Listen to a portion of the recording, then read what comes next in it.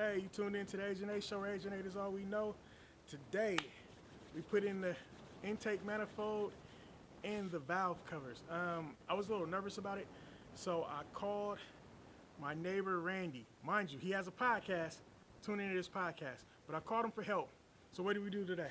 So pretty much what we did was we did a basic intake manifold installation, which would be Beat.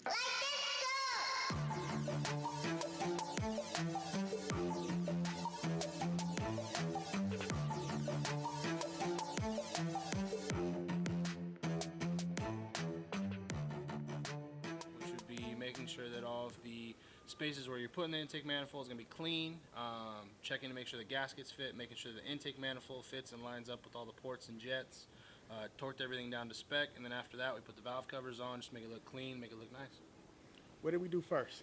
So the first thing we did was we pulled all the shirts, rags, everything out of where the intake manifold goes, and then we went ahead and cleaned everything out. We started with this, right?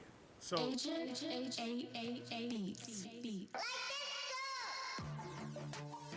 the idea was to get all the debris out of that area, right?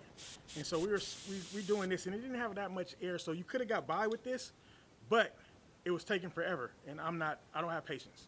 Just me. He has more patience than me. I don't got none. So I went with, boom.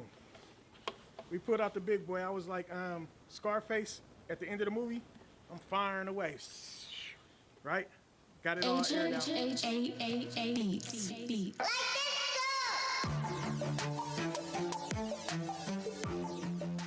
And so from there, pretty much the reason why you want to do that is because once you put that intake manifold on, there's really no going back unless you want to kind of just jump back and go through all of those steps all over again.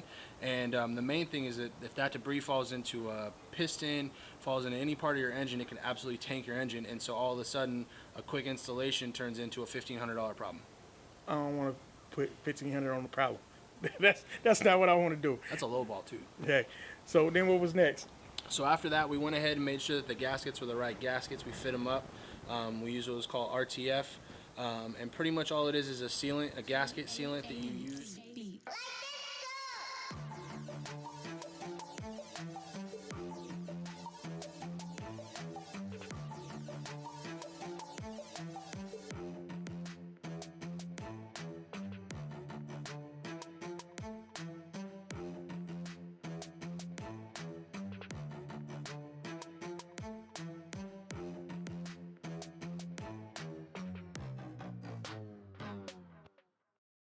To make sure it ends up turning into a rubber, but it just takes up that space. It also helps you keep the gaskets on the ports where you need to have them and keep everything lined up. So for the RTF, we put on for that. We put on a thick layer. Yeah. It wasn't thin. So make sure you're putting it on pretty thick.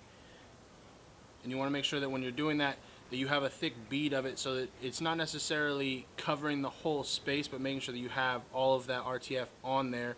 And you want it to just kind of be a solid bead all the way around because you don't want it to get into the port. Once it gets into the port, that's the same instance that you're in before with debris. You're just having something go into your motor that's not supposed to belong there. It's not fuel, it's not air. So you want to make sure that those areas are clean, but you have enough. And so once that's all on there, you put the gaskets on there to hold the gaskets.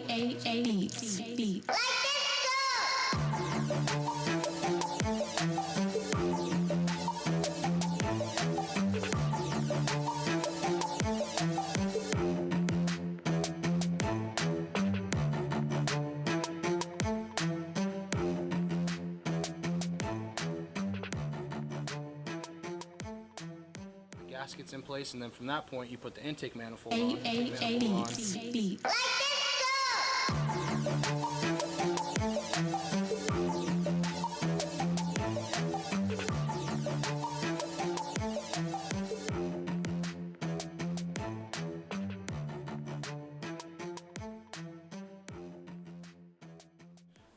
And so once you get that intake manifold on, you got to make sure that you put that RTF nice and thick, because when you clamp down and you start to torque down the bolts on the intake manifold, that's going to squeeze all of that.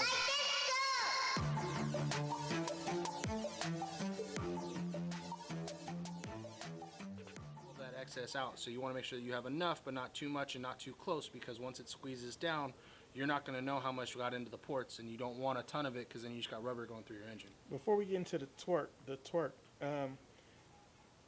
I wasn't sure on the thick and the thin and why do you put this on that, and that's why I called him. I was uncomfortable with doing it myself because I heard if you do it wrong, you're gonna have to do it twice. I didn't want to do it twice, so I called somebody who had a little more experience than me, and don't be ashamed of that. Like, it is what it is. And he came over and we knocked it out. How long did it take us? Probably took us 45 minutes, start to finish. 45 minutes. And I'm going to say this. If it takes you longer than 45 minutes, don't be butthurt. We had Mr. Miyagi with us. So Mr. Rich is our neighbor, and he's like Master Splinter. You say, oh, man, what do you think about this, Mr. Rich? And he has the answers. He's like a spirit animal. He Yes. just kind of always knows what's next. He knows what's next. So we had him. So it took us 45 minutes. It might take you might be quicker. You might be longer. You might not have Mr. Rich with you, Mr. Master Splinter, but hey, don't get frustrated. And the most important part to understand is that if you mess it up, you don't think you did it right, you got everything sealed. Agent Beats. Like this, go!